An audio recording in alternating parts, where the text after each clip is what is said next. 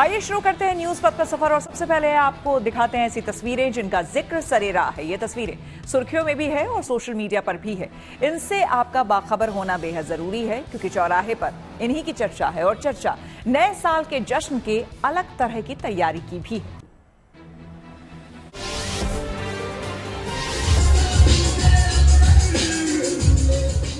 देश भर में नए साल के जश्न की तैयारियां चल रही हैं। अमूमन पार्टी डांस के साथ जमकर मस्ती होती है, लेकिन अब कुछ अलग अंदाज में भी नए साल के स्वागत की तैयारी चल रही है, जिसमें शोर के बदले शांति और सुकून को तवज्जो दी जा रही है। दिल्ली के घिटोरनी इलाके में 31 दिसंबर के लिए कुछ इस अंदाज में तैयारी चल रही है। मेडिटेशन और स्पिरिचुअल फेस्टिवल के तहत यहाँ नए साल का स्वागत किया जाएगा, जिसमें लोग झूमेंगे भी, ध्यान भी करेंगे और हार्ड डांस के जरिए अपनी ऊर्जा को बाहर निकालकर साइलेंस में जाकर खुद को महसूस करने की कोशिश करेंगे।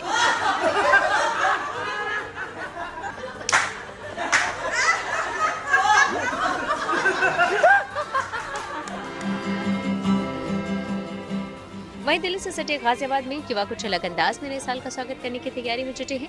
इस बार ये पब, बार या रेस्टोरेंट में नहीं जाकर भजन संध्या के जरिए नए साल का जश्न मनाएंगे और उसी की तैयारी में ये जुटे हुए हैं।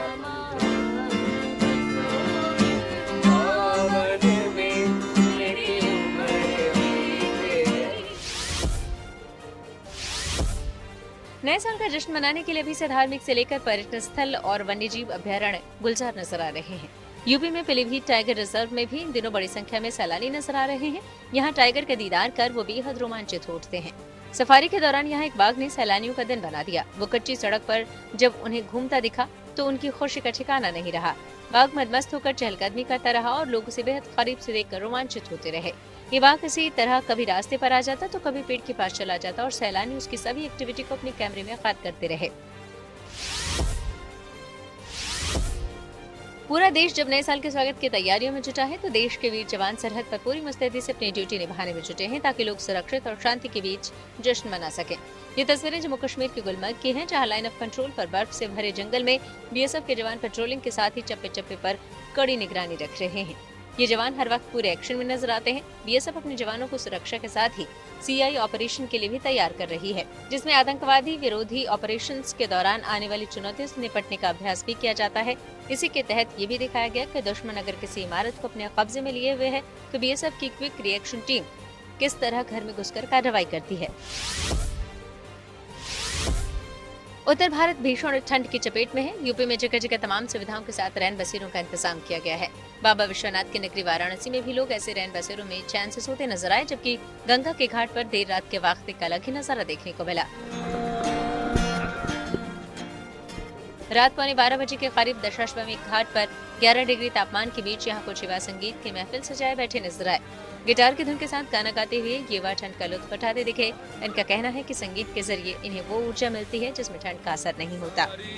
दुनिया से जीत के मैं आया हूं। यूपी के मथुरा में वृंदावन स्थित दक्षिण शैली के सबसे बड़े रंगनाथ मंदिर में बैकुंठ एकादशी के अवसर पर बैकुंठ द्वार को खोला गया, जहां बड़ी संख्या में श्रद्धालु भगवान रंगनाथ का दर्शन कर भाव विभोर हो गए।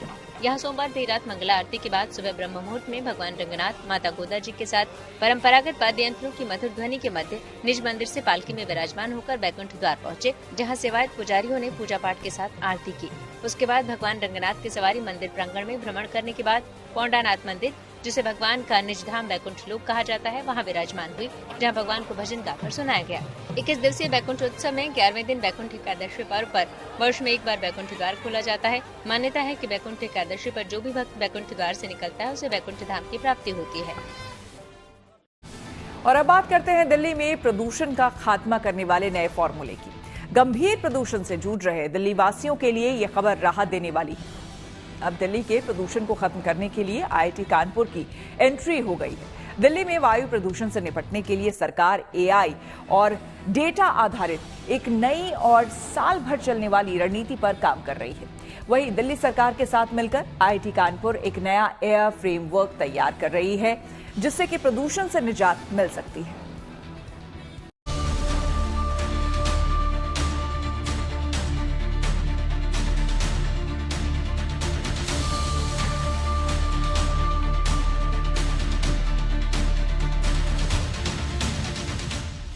दिल्ली एनसीआर के इलाके इस समय ठंड, घने कोहरे और प्रदूषण के ट्रिपल अटैक से जूझ रहे हैं। मंगलवार को भी दिल्ली प्रदूषण और घने कोहरे की गिरफ्त में रही। पूरे शहर पर सुबह से ही धुंध की मोटी चादर छाई रही और एयर क्वालिटी इंडेक्स बेहद खतरनाक स्तर पर पहुंच गया। दिल्ली में प्रदूषण से बुरा हाल है। आलम यह है कि यहाँ सांस लेना भी मुश्किल हो जाता है।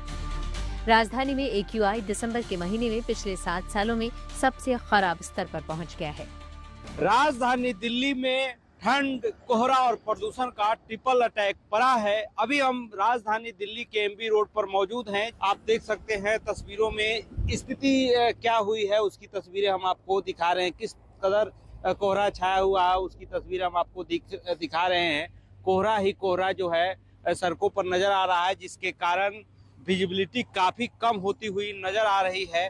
बता दें, राजधानी दिल्ली में ट्रिपल अटैक पड़ा है, कोहरा पड़ रहा है, प्रदूषण की गंभीर स्थिति है और कड़ाके की ठंड पड़ रही है, जिससे राजधानी वासी जूझते नजर आ रहे हैं, जिसकी तस्वीरें हम आपको दिखा रहे हैं। प्रदूषण से क्या दिक्कत हो रही है? प्रदूषण से वही आँख में चलना और पूरा शरीर को झुंझुनाहट से कर रखा है। लेकिन क्या करें, मजबूर मुँह हाथ ढक करके जा रहे हैं घूमने फिरने के लिए।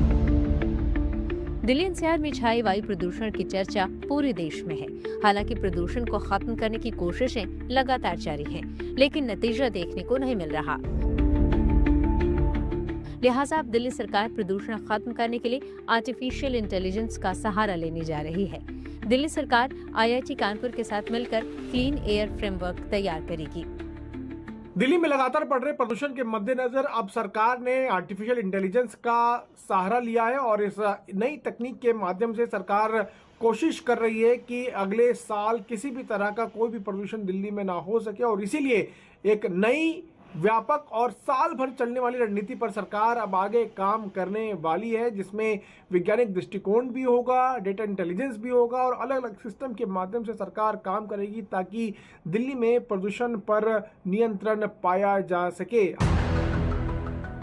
दिल्ली सरकार वायु प्रदूषण से निपटने के लिए एक व्यापक साल भर चलने वाली रणनीति पर काम कर रही है।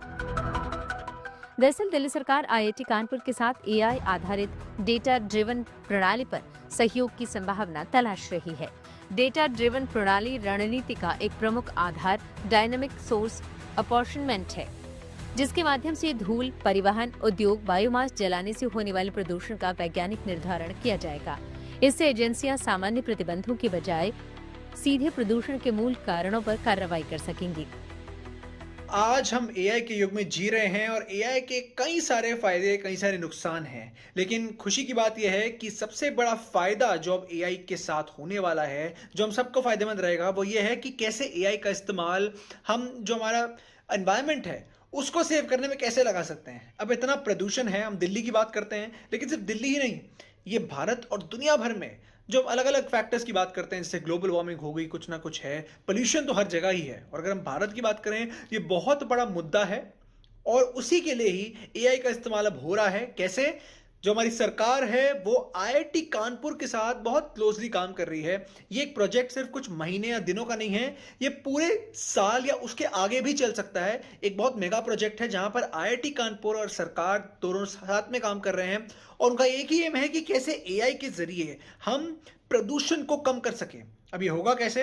देखिए, इसमें कई सारे लेवल्स हैं। अगर मैं बहुत ही एक संक्षिप्त में बताऊं तो AI डेटा के ऊपर चलता है। अब ये सबसे बढ़िया इस कोलैबोरेशन की बात ये है, जो प्रोजेक्ट है, इस प्रोजेक्ट की सबसे बढ़िया बात ये है कि सिर्फ ये ऊपर के फैक्टर्स को नहीं देखेगा कि चलिए पोल्यूशन आ गई तो उसको कैसे रोकें, ये जड़ तक जाएगा।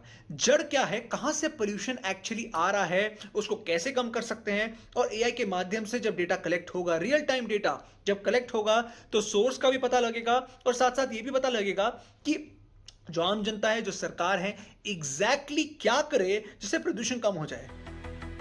दिल्ली के पर्यावरण मंत्री मनजिंदर सिंह सिरसा ने कहा कि प्रस्तावित सहयोग का उद्देश्य दिल्ली में प्रदूषण के कारणों की सूक्ष्म स्तर पर पहचान करना और उनके आधार पर लक्षित और प्रभावी कार्रवाई सुनिश्चित करना है। पर्यावरण मंत्री ने ये भी कहा कि दिल्ली की प्रदूषण के खिलाफ लड़ाई अब केवल मौसमी अभियानों तक सीमित नहीं रहेगी।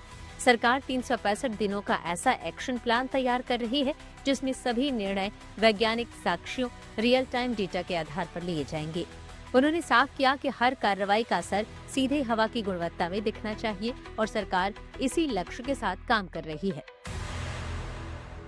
तरीके तो हजार हैं, लेकिन उन हजार तरीकों में भी एआई के माध्यम से आप ये बता पाएंगे कि एग्जैक्ट तरीका कौन सा है जो सबसे ज्यादा कारगर हो। सिर्फ एक ही बात जो सबको देखनी पड़ेगी, और ये कहीं ना कहीं सरकार ने भी सामने ये मुद्दा रखा है, वो ये है कि ये जो कोलैबोरेशन है, ये जो साथ में काम कर रहे हैं आईआईटी कानपुर और सरकार, इसमें उनको ये देखना है कि जो एआई वो पर्यावरण के लिए इस्तेमाल कर रहे हैं कि पोल्यूशन कम हो जाए, वो कहीं घातक साबित ना हो। क्योंकि एआई, देखिए एआई भी जब चलता है कहीं ना कहीं वो भी बहुत ज्यादा कार्बन डाइऑक्साइड छोड़ता है। कहीं ना कहीं बहुत सारे मुद्दे सामने आ रहे हैं जिनमें दम है कि एआई भी प्रदूषण क्रिएट कर रहा है एनवायरनमेंट के अंदर। ये बात सच है, तो सबसे बड़ा चैलेंज ही यही रहेगा कि जब आप एआई का इस्तेमाल प्रदूषण कम करने के लिए कर रहे हैं तो वो क्या सीमा है, क्या फ्रेमवर्क है, क्या गाइडलाइंस होंगे जिसके अंतर्गत ये एआई काम करेगा, जिससे वो खुद प्रदूषण का एक बहुत बड़ा कारण न बन जाए। दिल्ली सरकार एक whole of government clean air framework विकसित करने पर भी काम कर रही है, जिसके तहत दिल्ली एनसीआर की सभी संबंधित एजेंसियों को एक साझा डेटा प्लेटफॉर्म से जोड़ा जाएगा। नगर निगम, जिला प्रशासन, ट्रैफिक पुलिस, प्रदूषण नियंत्रण बोर्ड और अन्य प्रवर्तन एजेंसियां एक ही वैज्ञानिक आधार पर काम करेंगी। इससे न केवल कार्रवाई में तेजी आएगी बल्कि जवाबदेही भी तय की जा सकेगी। पर्यावरण मंत्री ने कहा कि जब सभी एजेंसियां एक ही डेटा और वैज्ञानिक साक्ष्य के आधार पर काम करती हैं, तो कार्रवाई ज्यादा सटीक और प्रभावी होती है। सरकार का मकसद दिल्ली को तात्कालिक फायर फाइटिंग मॉडल से निकालकर स्थायी और दीर्घकालिक समाधान की ओर ले जाना है। फिलहाल दिल्ली आईआईटीएम पुणे के डिसीजन सपोर्ट सिस्टम और air quality early warning system पर निर्भर है। विशेषज्ञों और अध्ययनों में इसकी डेटा विश्वसनीयता और पुराने उत्सर्जन आंकड़ों पर निर्भरता को लेकर सवाल उठते रहे हैं। एक स्टडी के मुताबिक air quality early warning system ने भले ही प्रदूषण की भविष्यवाणी में सुधार किए हों, लेकिन अत्यधिक गंभीर प्रदूषण का सही अनुमान लगाने में इसकी क्षमता अब भी सीमित है। लिहाजा दिल्ली सरकार प्रदूषण को कंट्रोल करने के लिए आईआईटी कानपुर की मदद लेने जा रही है। Bureau report, good news today. 31 दिसंबर और 1 जनवरी के लिए नोएडा ट्रैफिक पुलिस ने जारी की एडवाइजरी। आइए सीधे आपको लिए चलते हैं न्यूज एक्सप्रेस वे पर, जहां देश भर की कुछ और जरूरी खबरें कर रही हैं आपका इंतजार। HAL यानी हिंदुस्तान एरोनॉटिक्स लिमिटेड के नेक्स्ट जनरेशन हेलीकॉप्टर ध्रुव NG ने बेंगलुरु में पहली सफल उड़ान भरी।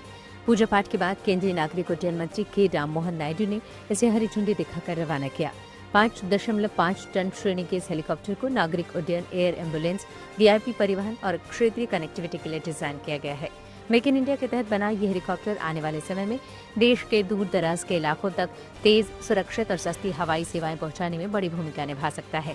इसमें 6 से 14 यात्रियों के बैठने की व्यवस्था है, जिसे जरूरत के हिसाब से VIP कॉन्फ़िगरेशन, एयर एम्बुलेंस या सामान्य यात्री सेवा के लिए बदला जा सकता है। नए साल को लेकर नोएडा ट्रैफिक पुलिस ने 31 दिसंबर और 1 जनवरी के लिए एडवाइजरी जारी की है। सेक्टर 18 समेत कई मॉल और भीड़भाड़ वाले इलाकों में दोपहर 2 बजे से रात तक रूट डायवर्जन लागू रहेगा। ट्रैफिक पुलिस के मुताबिक sector 18, Garden Galleria mall, GIP mall, DLF mall, sector 25 स्थित Modi mall, web mall, sector 98 Skyone, Starling और गौड़ सिटी इलाके में विशेष ट्रैफिक डायवर्जन रहेगा।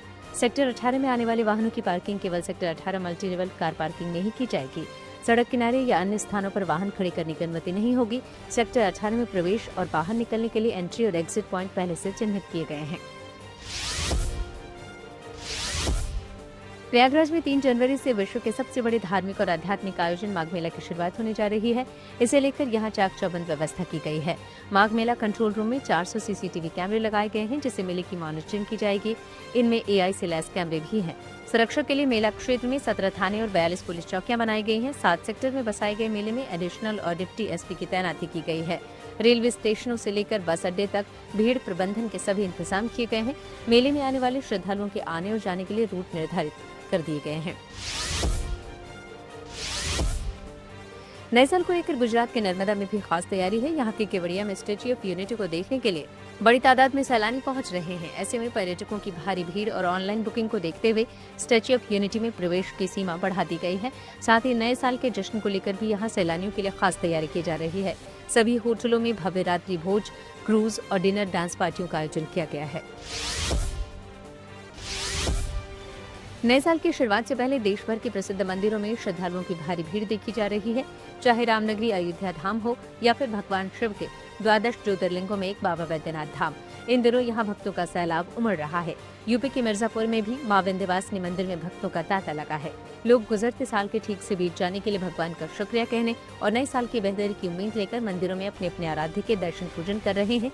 दिल्ली के कनॉट प्लेस स्थित हनुमान मंदिर में भी श्रद्धालु बड़ी तादाद में भगवान के दर्शन के लिए पहुंच रहे हैं।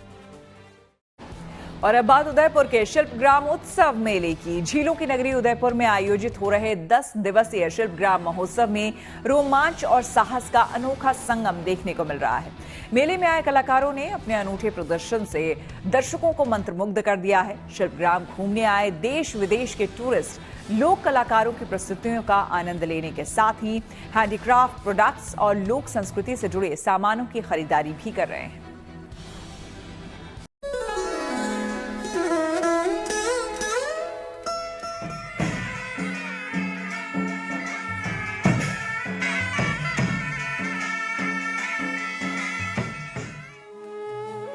झीलों के शहर उदयपुर का शिल्पग्राम महोत्सव अपने परवान पर है। सुबह होते ही सैलानी शिल्पग्राम मेले में पहुंचना शुरू कर देते हैं और शाम होते होते भारी जमावड़ा लग जाता है।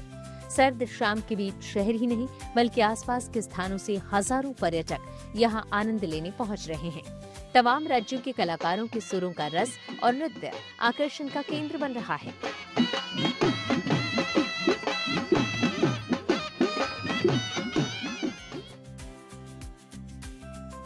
शिल्पग्राम में बने थड़ों पर बहरूपिया, कच्ची घोड़ी, कच्ची लोक गायन, राठवा, सुंदरी वादन, अलगोजा वादन और कालबेलिया नृत्य दर्शकों को खूब रास आ रहा है।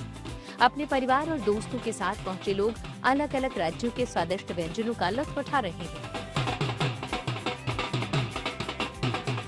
मेला मैंने पहली बार अटेंड किया। उदयपुर घूमने आए थे। बहुत अच्छा मेला है। बहुत अच्छे से राजस्थान के क्राफ्ट एंड कल्चर को प्रेजेंट किया गया है। हम सबको रिकमेंड करना चाहेंगे एक बार यहाँ विजिट करें। राजस्थानी क्लोथ्स और ऑर्नामेंट्स यहाँ पे बहुत अच्छे से हैं और फोक डांस एंड ऑल पे बहुत अच्छा हो रहा है, तो लोग अच्छे से अटेंड कर सकते हैं। मैं हरियाणा से हूँ। मुझे बड़ा अच्छा लगा शिल्प कला का। बहुत अच्छा इन्होंने प्रस्तुति करी है और उसको प्रमोट करने की आवश्यकता है। यहाँ पर प्रमोट नहीं हुई है चीज़ें, इसको प्रमोट करने की जरूरत है। और बहुत अच्छी संस्कृति है हमारी देश की। इसको जगह जगह से मैं देख रहा हूँ, लखनऊ से भी लोग आए, बाहर से भी आए हैं। राजस्थानी कल्चर को प्रमोट किया गया, बड़ा अच्छा लगा।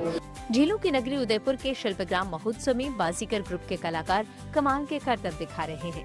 आग के गोले के बीच से निकलना और लोहे की छोटी सी रिंग में से एक साथ 3 लोगों का बाहर आना दर्शकों के लिए आकर्षण बना हुआ है। यही नहीं, करीब 15 फीट ऊंचाई तक छलांग लगाकर दर्शकों को रोमांच से भर दे रहे हैं।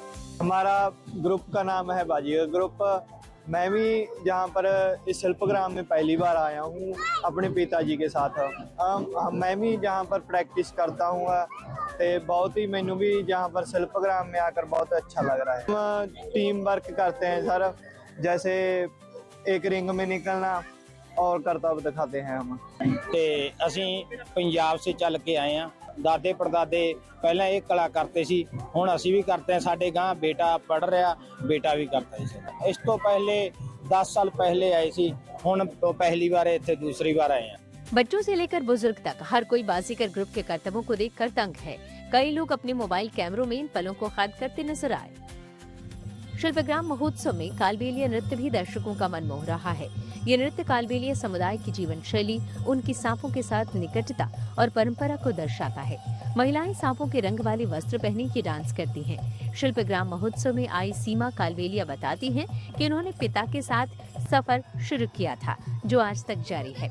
सीमा के निर्देशन में तैयार हुई कालबेलिया नृत्य कलाकार आज विदेशों में राजस्थान का नाम रोशन कर रहे हैं। मैंने डांस सीखा है शिल्पग्राम से। मैं 5 साल की थी जब से मेरे फादर के साथ आती थी। मेरे पापा का नाम है अपनाथ कालबेलिया। जब पापा का बीन बजाते थे, मेरी मम्मी डांस करती थी, उनको देख के सीख गया है।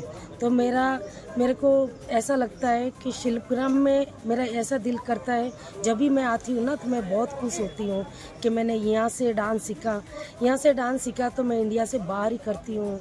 ठीक है, तो मेरे को ऐसे लगता है कि शिल्पग्राम जैसे माँ बाप होते हैं ना, जैसे मेरे शिल्पग्राम होता है ऐसे।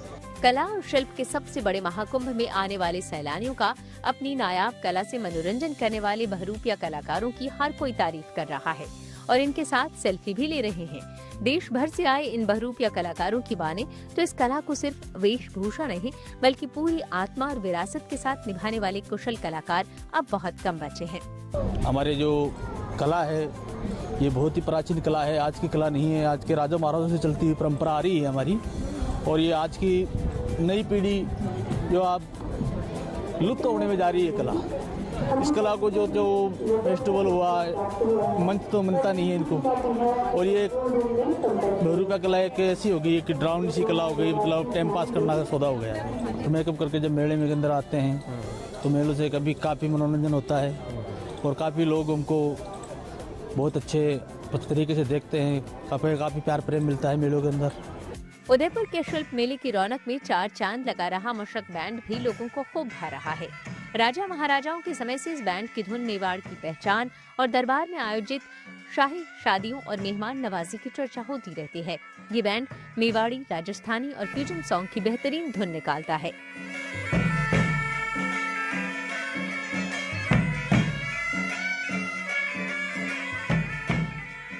और कई वर्षों से हम यहाँ प्ले कर रहे हैं शिल्पग्राम महोत्सव में। यहाँ पर हर साल भाग लेते हैं और हमारे पिताजी के समय से हम प्ले करते हुए आ रहे हैं। और इसके अंदर हम राजस्थानी, हिंदी, क्लासिकल, स्कॉटिश सब प्ले करते हैं। मतलब बाहर से आने वाले पर्यटकों का मन लुभावित करते हैं, उनको खुश करते हैं कि एंटरटेनमेंट करते हैं कि हमारा जो कल्चर है वो हम उनको दिखाते हैं। और जो ये देसी ढोल है, ये कांसे की थाली है, शहनाई भी है हमारे साथ में और बैक पाइपर भी है। और हमारा जो ग्रुप है, हम बरसों से हम यहाँ पर सेवाएं दे रहे हैं। ये मूर्तियां बंगाल के कारीगरों ने बनाई हैं, जो बिना मूवमेंट ही घूमर की गरिमा बता रही हैं। कारीगरों ने रंग बिरंगी पोशाकें और लंबे घूंघट के साथ प्रतिमाओं को खड़ा किया है और ऐसा प्रतीत हो रहा है कि मानो अभी बोल देंगी। इनके पीछे 3 युवकों की मूर्तियां लगाई गई हैं, जिनमें कलाकार ढोलक, मंजीरा और हारमोनियम बजा रहे हैं। इस महोत्सव में हरियाणा की स्पेशल जलेबी खाने पीने के शौकीन लोगों के बीच आकर्षण का केंद्र बनी हुई है और चर्चा इसके साइज की वजह से है, क्योंकि इस जलेबी की खास बात यह है कि मात्र 1 पीस में पूरे परिवार का मुंह मीठा हो जाता है और इसका वजन भी 250 ग्राम है। हम हरियाणा से एक शिल्पग्राम के लिए, उदयपुर भाई बहनों के लिए एक लाजवाब क्वालिटी लेके आते हैं साहब। हमारे यहाँ शिल्पग्राम में आते आते कम से कम 17-18 साल हो गए और एक ये लाजवाब क्वालिटी ऐसी जलेबी है, जहाँ भी गई है, जिस भी मेले में गई है, इसने अच्छी खासी धूम मचाई है। मैं इसके अंदर मैदा, बेसन, सूजी, देसी घी से तैयार करते। ये एक हमारा एक पीस ही 250 ग्राम का होता है साहब। एक पीस अब की बार 120 रुपया का रखा है और ये हमारा रेट भी मतलब गुहाना दुकान का खुलता है साहब। बहरहाल शिल्प कला के इस अनूठे मेले में कलाकारों का ये नायाब प्रदर्शन लोक मनोरंजन की उस परंपरा को जीवित रखता है, जिसमें साहस, कला और कौशल का अद्भुत मेल होता है। ऐसे आयोजनों से न केवल कलाकारों को मंच मिलता है, बल्कि दर्शकों को भी कुछ नया और रोमांचक देखने का अवसर प्राप्त होता है।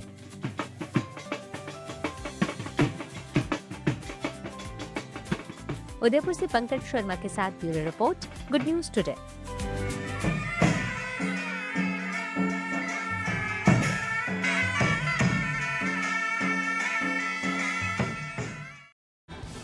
न्यूज वक्त पर आ गए हैं धन बाजार, जहां शेयर बाजार से लेकर कारोबार तक की सभी अहम खबरें होती हैं, जिसका सीधा रिश्ता आपकी आमदनी, आपकी जेब से होता है। तो तेज रफ्तार खबरों के बीच ये जरूरी खबरें छूट न जाए, इसलिए सीधे आपको लिए चलते हैं धन बाजार। हफ्ते के दूसरे कारोबारी दिन शेयर बाजार में मामूली गिरावट देखने को मिली। सेंसेक्स 20 अंक गिरकर 84,675 पर बंद हुआ। वहीं निफ्टी भी 3 अंक फिसला, ये गिरकर 25,939 पर आ गया। सोने की कीमतें फिसली, हालांकि चांदी में मंगलवार को भी उछाल जारी रही। मंगलवार को दिल्ली सराफा बाजार में सोना 2800 रुपए लुढ़का। इसके साथ ही दिल्ली में 10 ग्राम सोने की कीमत घटकर 1,39,000 रुपए पर आ गई। वहीं चांदी 1000 रुपए महंगी हुई। इसके साथ ही दिल्ली में 1 किलो चांदी की कीमत बढ़कर 2,41,000 रुपए के नए रिकॉर्ड पर पहुंच गई। डॉलर के मुकाबले रुपए को मजबूती मिली। मंगलवार को रुपया 14 पैसे ऊपर चढ़ा। इस तरह $1 के मुकाबले रुपए की कीमत 89 रुपए 84 पैसे हो गई। न्यूज पथ के सफर में अब सोशल अड्डा का रुख करते हैं, जहां आज बात होगी नौकरी के लिए रखी गई एक अजीबोगरीब शर्त की। क्या किसी कंपनी को इस बात से कोई लेना देना होना चाहिए कि जॉब के लिए अप्लाई करने वाला कैंडिडेट अपने खुद के घर में रहता है या फिर किराए पर? कुछ यही शर्त मुंबई की एक फर्म ने अपने कैंडिडेट्स के सामने रखी है, जिसको लेकर सोशल मीडिया में अब बहस छिड़ गई है। माइक्रो ब्लॉगिंग प्लेटफॉर्म एक्स पर अभिनव नाम के एक यूजर ने एक कंपनी के कैंपस प्लेसमेंट से जुड़ा स्क्रीनशॉट शेयर किया, जो कि अब वायरल हो गया है। पोस्ट में बताया गया है कि मुंबई की एक कंपनी केवल उन्हीं लोगों को नौकरी देती है जिनके पास अपना घर हो। कंपनी की ओर से दिए गए विज्ञापन के स्क्रीनशॉट में कैंडिडेट की योग्यता और जरूरी दस्तावेजों का भी जिक्र है। इसके ठीक नीचे लिखा गया है कि किराए के मकान या फिर पीजी में रहने वाले उम्मीदवार योग्य नहीं है।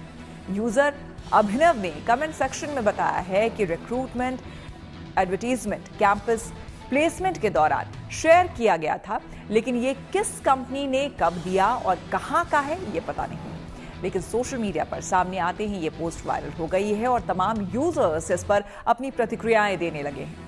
पोस्ट को लेकर ये बहस छिड़ गई है कि कोई कंपनी किराए पर रहने वाले को नौकरी से कैसे वंचित रख सकती है। एक यूजर ने लिखा है कि इसका मतलब है कि टैलेंट मायने नहीं रखता, पर स्थायी पता होना चाहिए। शेयर किए गए स्क्रीनशॉट में जरूरी दस्तावेजों के तौर पर आधार कार्ड और पैन कार्ड का भी जिक्र है। इस पर एक यूजर ने लिखा है कि प्राइवेट कंपनी आधार कार्ड नहीं मांग सकती।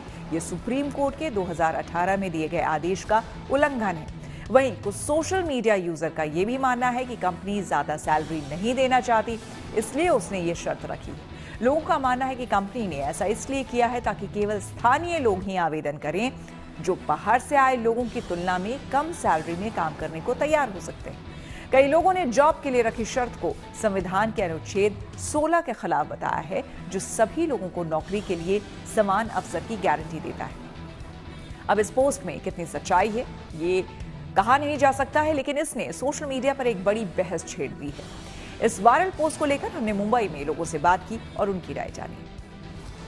नहीं, एक्चुअली ऐसा नहीं होना चाहिए, क्योंकि आज मुंबई में महंगाई इतनी बढ़ गई है कि यहाँ पे मतलब रोजी रोटी कमाने के लिए मतलब बाहर गांव से लोग यहाँ पे आते हैं।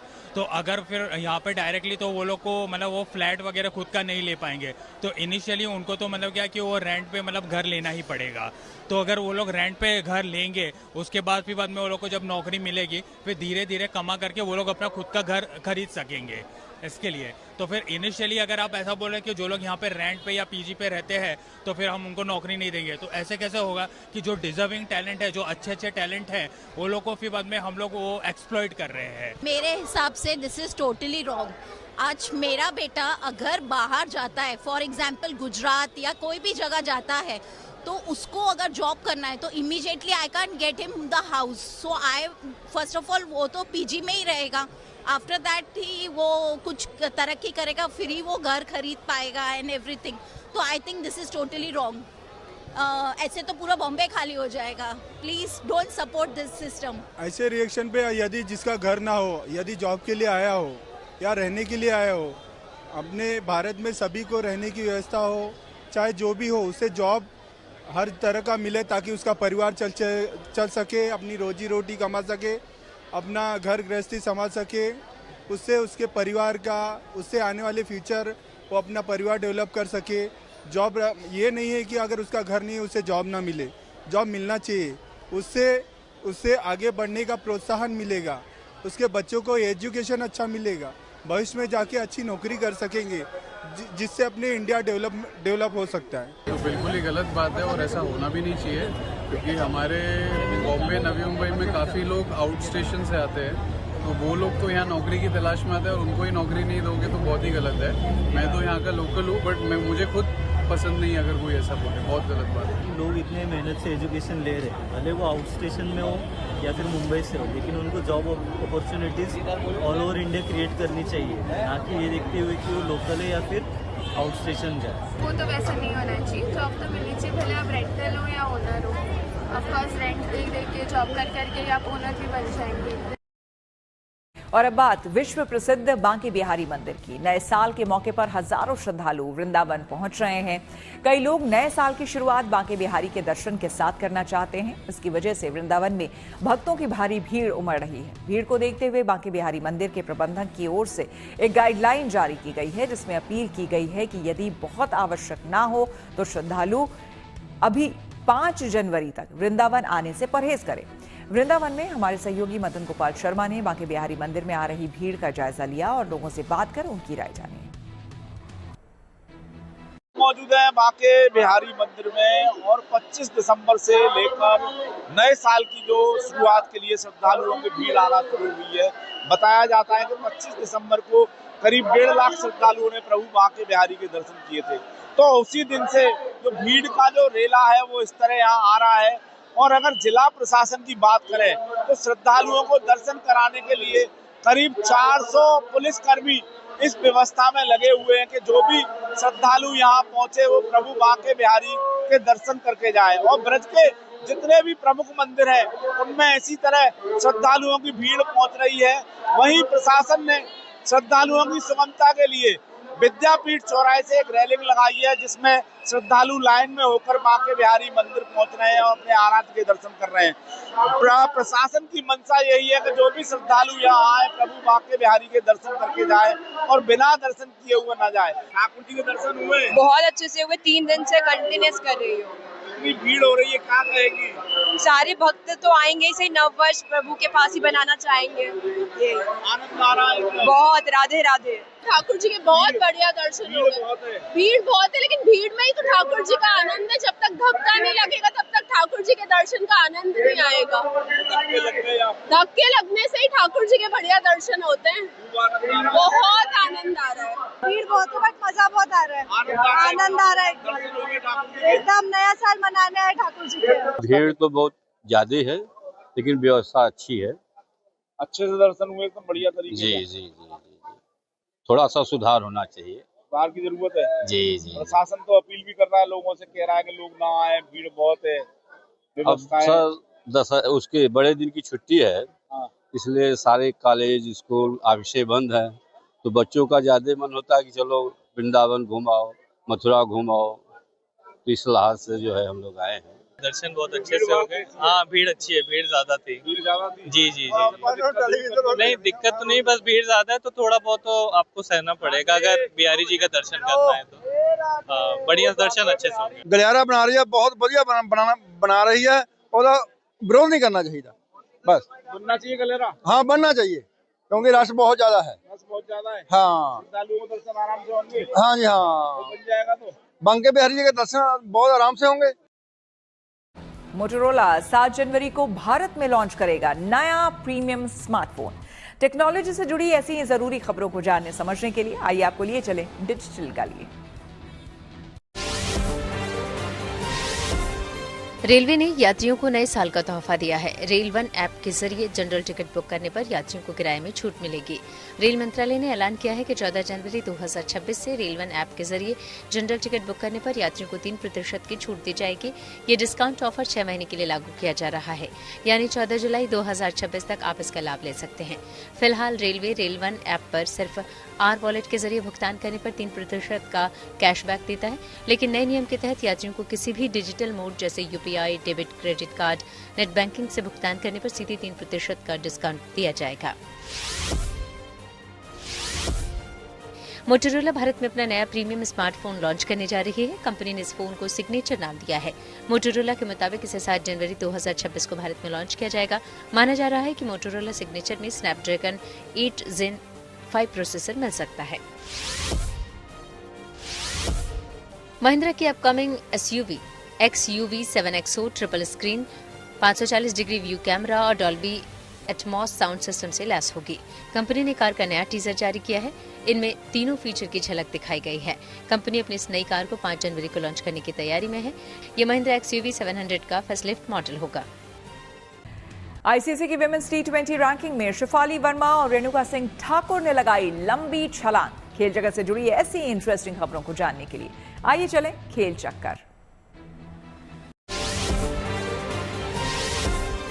आईसीसी की जारी T20 इंटरनेशनल बल्लेबाजी रैंकिंग में शेफाली वर्मा ने अपने शानदार प्रदर्शन के दम पर बड़ी छलांग लगाई है।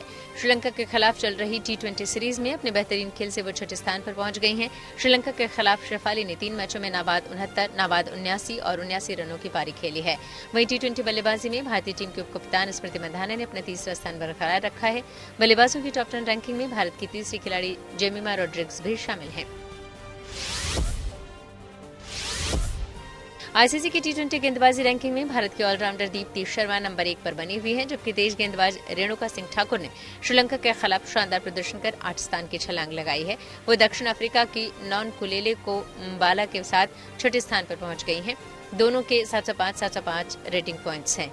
रेणुका ने श्रीलंका के खिलाफ तीसरे T20 मैच में 4 विकेट झटके थे।